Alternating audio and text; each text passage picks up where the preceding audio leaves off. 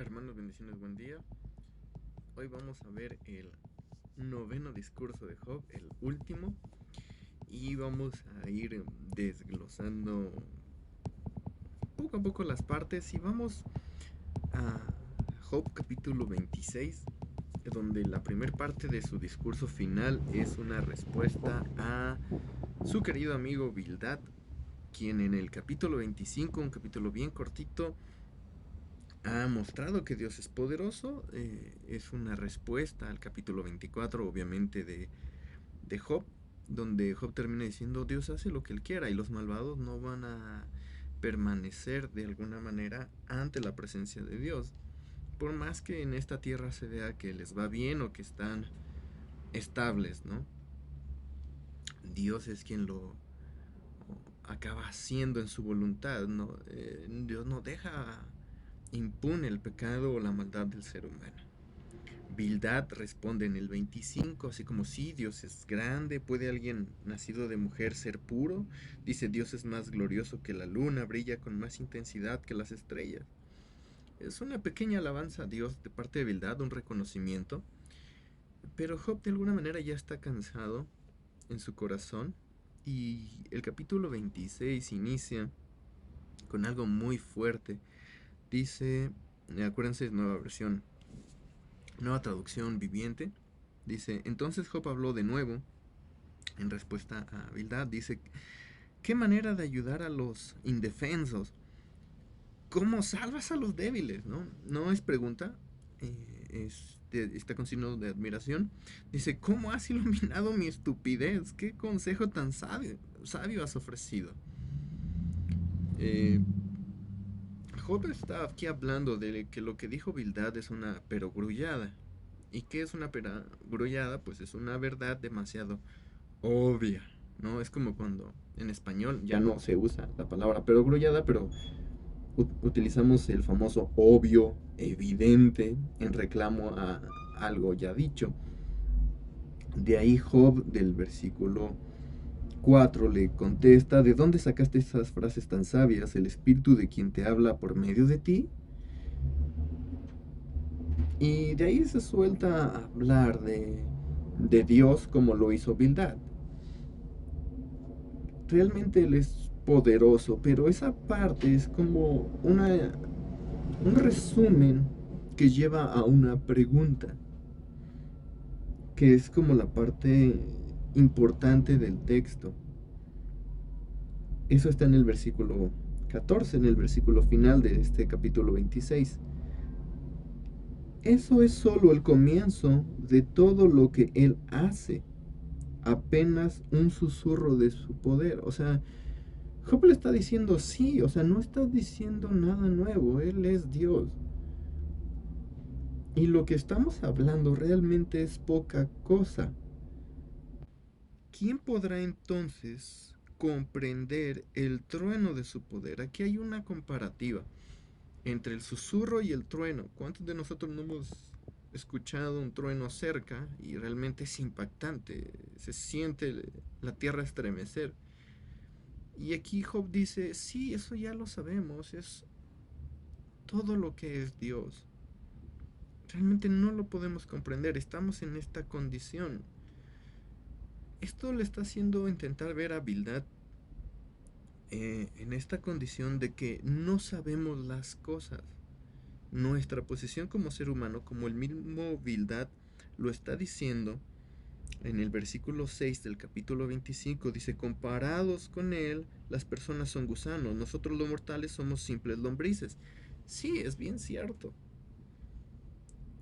Job está haciéndole entender que sí, claro, tiene toda la razón. Por lo tanto, si somos eso, ¿cómo es posible que queramos entender su voluntad o frenarla? ¿O cómo podemos nosotros dar consejo a Dios? ¿O cómo podemos...? Job se está poniendo en una posición de... como de, ¿ya me estás entendiendo? Y por lo tanto, de esa manera podemos entender por qué inicia el capítulo 27 en la manera en la que lo hace, que es la continuación de su discurso, del último discurso de Job. Dice: Job siguió hablando, capítulo 27, versículo 1. Dice, juro por el Dios viviente, quien me ha quitado los derechos, por el Todopoderoso, quien llenó mi alma de amargura, mientras viva, mientras Dios me dé aliento, mis labios no pronunciarán maldad y mi lengua no hablará mentiras. Jamás admitiré que ustedes tengan la razón, defenderé mi integridad hasta la muerte, insistiré en mi inocencia sin vacilar, mientras viva mi conciencia estará tranquila.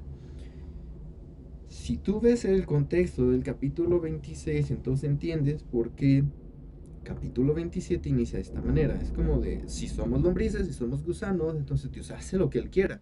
Y mi condición no depende de mí, está dependiendo de la voluntad de Dios. Estoy en la voluntad de Dios. Por lo tanto, puedo defender mi causa, puedo defender mi inocencia, porque sé que estoy en las manos de Dios y lo que está pasando en mi vida es la voluntad de Dios. Estoy en sus manos. Estamos hablando de que Él es omnipotente, si Él es increíble, bueno, sí, pero no es solamente omnipotente en una parte, sino en todos los aspectos.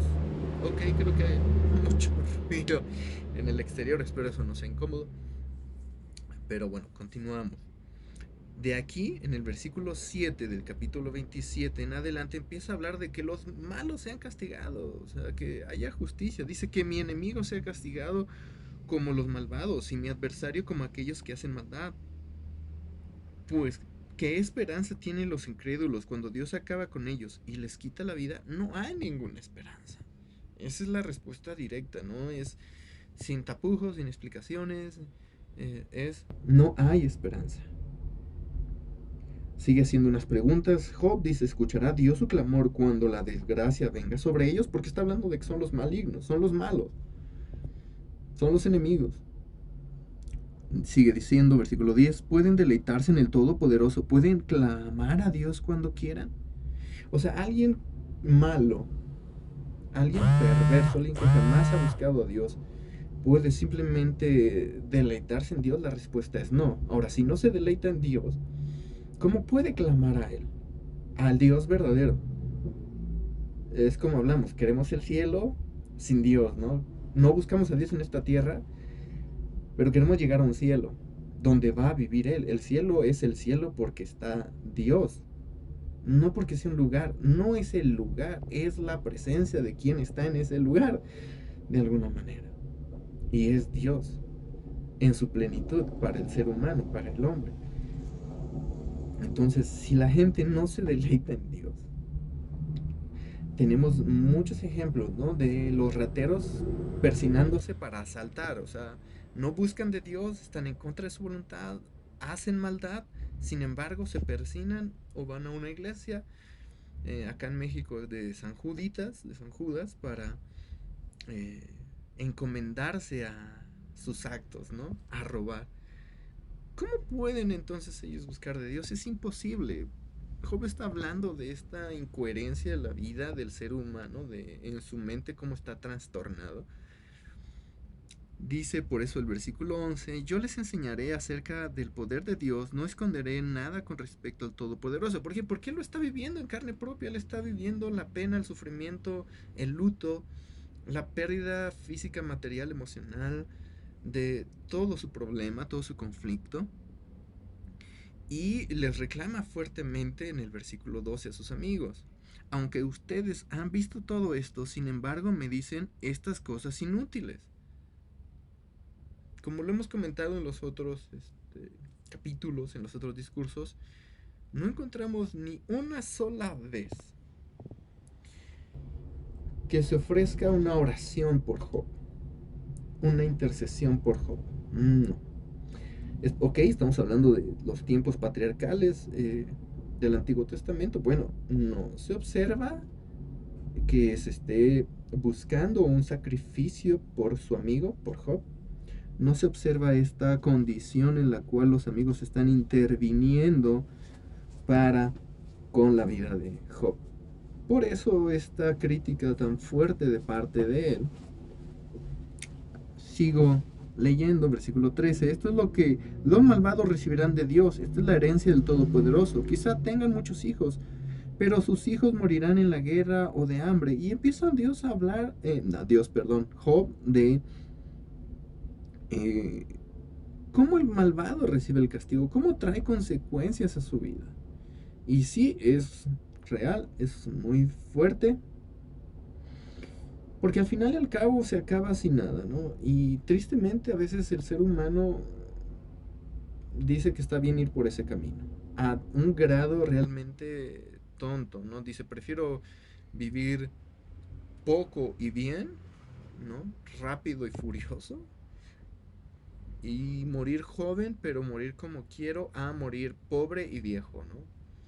Llegar a los muchos años es una complicación realmente absurda de la vida en la cual la persona se pierde, porque en él realmente no hay sabiduría. Y en ese contexto, Job inicia en el capítulo 28 a desglosar otro tema, la sabiduría, o el pensamiento también humano. Dice capítulo 28, versículo 1, la gente sabe dónde extraer la plata y cómo refinar el oro. Saben de dónde sacar hierro de la tierra y cómo separar el cobre de la roca. Saben cómo hacer brillar la luz en la oscuridad y explorar las regiones más lejanas de la tierra mientras buscan minerales en lo profundo.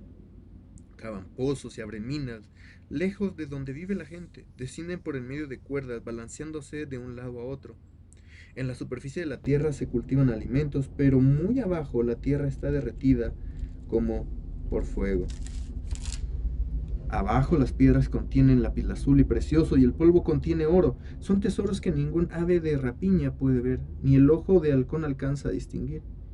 Ningún animal salvaje ha pisado esos tesoros, ningún león ha puesto su garra sobre ellos. La gente sabe cómo romper la roca más dura y volcar de raíz a las montañas. Construyen túneles en las rocas y descubren piedras preciosas. Represan el agua que corre en los arroyos y sacan a la luz los tesoros escondidos. Y sí, realmente la ciencia del hombre, Dios nos dio algo increíble con el cerebro, ¿no? Hoy venía en la mañana platicando con mi esposa de unas cosas y de repente me platicó de un trayecto que se recordaba por donde habíamos pasado. Y en ese momento en mi cabeza empecé a imaginar por dónde veníamos y las imágenes pasan en tu cabeza.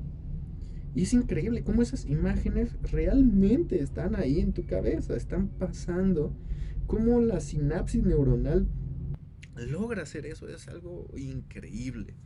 Realmente la ciencia aumenta a pasos agigantados con la imaginación del hombre, sí, pero, y ese es el pero que dice el versículo 12, nueva traducción viviente, acuérdense, pero, ¿sabe la gente dónde encontrar sabiduría? ¿Dónde puede hallar entendimiento? Comprensión de las cosas, el porqué de, ¿no? Dice, nadie sabe dónde encontrar sabiduría porque no se halla entre los vivos. Versículo 13 del capítulo 28.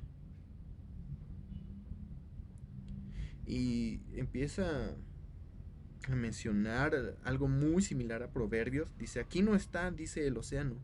Aquí tampoco, dice el mar. No se puede comprar con oro, no se puede adquirir con plata. Vale más que todo el oro de Ofir, mucho más que el precioso ónice o el lapislázuli. La sabiduría es más valiosa que el oro y el cristal. No se puede comprar con joyas engastadas en oro fino. El coral y el jaspe no sirven para adquirirla. La sabiduría vale mucho más que los rubíes. No se puede canjear por el precioso peridoto de Etiopía. Es más valiosa que el oro más puro. Y tú te quedas así como de... Entonces, ¿de qué sirve todo lo que el hombre puede hacer? Si lo vemos hoy en los tiempos modernos, ¿de qué nos ha servido la tecnología? Nos ha servido solamente para pervertirnos, para volvernos más perversos. El celular es simplemente el elemento más perverso que tenemos a la mano. Tenemos todo lo que queramos, de alguna manera, en él. Cualquier vicio. de qué ha servido, digamos así, las telecomunicaciones, de qué ha servido el intelecto humano. Algo que uno de mis inventos favoritos y algo que me sorprende es el microondas, hermano. Simplemente poder meter tu café, abres la puerta, lo metes, aprietas unos botoncitos, sale calientito. Es de alguna manera el método con el cual menos se echa a perder el café. Lo sacas, está caliente. Convertiste energía eléctrica en microondas, calentaste el agua desde el centro hacia el exterior, no del exterior hacia adentro. No tuviste que calentar el recipiente como tal, calentaste o cocinaste desde el interior hacia afuera.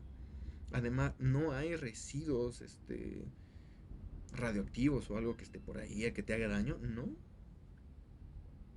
Es sumamente eficiente el gasto energético que se realiza, pero tiene un lado que a veces lo veo con tristeza, es que esos microondas existen porque no es que el hombre haya sido muy creativo. Las microondas son un invento de guerra.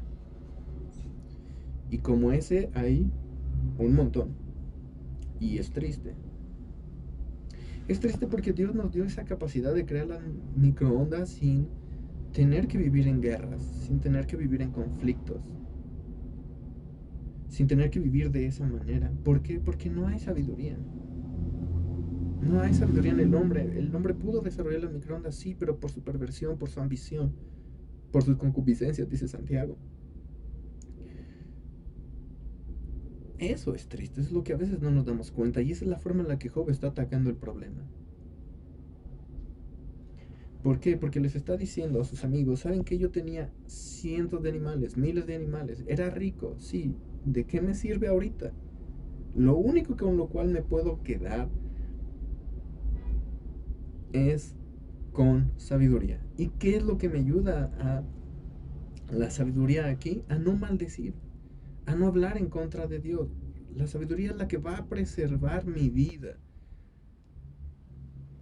Y sigue diciendo, pero, otra vez, versículo 20, ¿sabe la gente dónde encontrar sabiduría?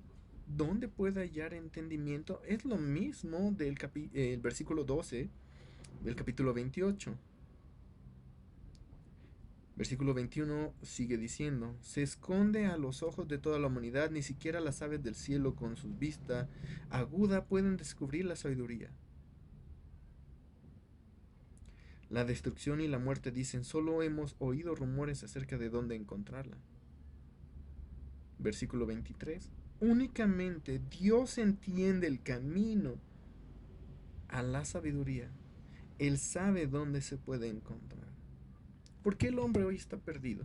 ¿Por qué el hombre puede o quiere opinar acerca de Dios sin conocerlo? Porque cree que puede encontrar solo la sabiduría. Cree que puede vivir sin Dios. Por eso hay tantos ejemplos de que somos como barro. Un barro no puede decirle al alfarero estoy mal hecho. Sería un absurdo. El problema es que así es el ser humano. Dios pone todas las reglas, Dios pone todo en orden y de repente nosotros queremos decir eso no es así, es totalmente absurdo.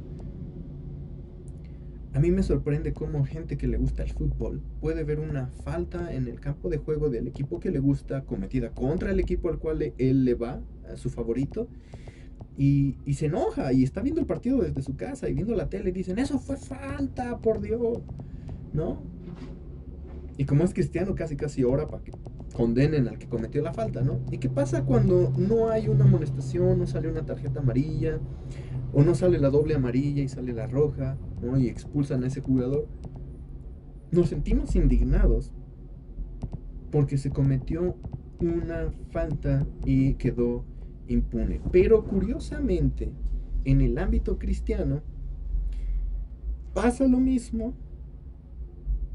Cometemos faltas y lo que hacemos es solaparlas, tolerarlas No le llamamos pecado, no le llamamos rebeldía, no le llamamos idolatría, no le llamamos ponernos en contra de Dios, no le llamamos ser amigos del mundo, no le llamamos error en el sentido de amartía, o sea, errar en el del blanco como tal pecado, no somos amartanos, no somos gente errada, ¿no? No, somos como ese jugador de fútbol que no son amonestados y nos empezamos a tolerar y entonces todo mundo empieza a cometer faltas. ¿Por qué? Porque pareciera que no va a haber tarjeta amarilla. Porque no hay sabiduría en nosotros. Ah, él hizo y no fue amonestado. Ah, perfecto. Yo puedo hacerlo también. Y el ser humano se corrompe de esa manera porque no hay entendimiento en él. No conoce las reglas. No sabe las reglas. Dios fue quien puso las reglas. Por eso solo en él hay sabiduría. Exclusivamente en él. Dice versículo 28, esto es lo que Dios dice a toda la humanidad. El temor del Señor es la verdadera sabiduría. Apar- Apartarse del mal es el verdadero entendimiento. Apartarse del mal es el verdadero entendimiento. Dios tiene orden y dice cómo son las cosas. Apartarnos de ese orden es verdadero entendimiento. Estamos a la mitad del último discurso de Job. Y realmente Job es un libro muy humano, muy realista para nosotros. Así debería de serlo. Tenemos que ver ese contexto, hermanos. Dios nos dice a todos, en mí está la sabiduría. Apártense del pecado, del mal, de la perversión. Ahí está el entender a Dios, el acercarse a Él. Me gusta como lo dice el hermano Paul Washer actualmente. Tú no puedes decir que solo tienes una relación con Dios o una nueva relación con Dios. Tú tienes que tener una relación distinta o nueva con el pecado. Antes lo amabas, ahora lo aborreces. Ahora te apartas, como lo dice aquí versículo 28 del capítulo 28. Tienes que ver y entender ese contexto. No solamente somos buenitos, ¿no? No somos buenos y estamos del lado de Dios, sino tenemos que dejar de hacer lo malo. Es una relación ambivalente, ¿no? Es una relación dual, es una relación con Dios, pero también con el pecado. Por eso aquí lo dice de forma positiva, apartarse del mal es el verdadero entendimiento. Conozco muchos que están yendo a la iglesia, que van a la iglesia, pero no quieren alejarse del pecado, porque la iglesia es más un club social, un lugar donde sentirte bien, un lugar donde pasarla bien y estar contentos y estar a gusto, pero no es un lugar donde conocer a Dios. No es un lugar donde se pueden apartar del pecado y vivir en santidad. Y como dice tanto Calvino como Arminio, tiene que haber una perseverancia de los santos, ¿no?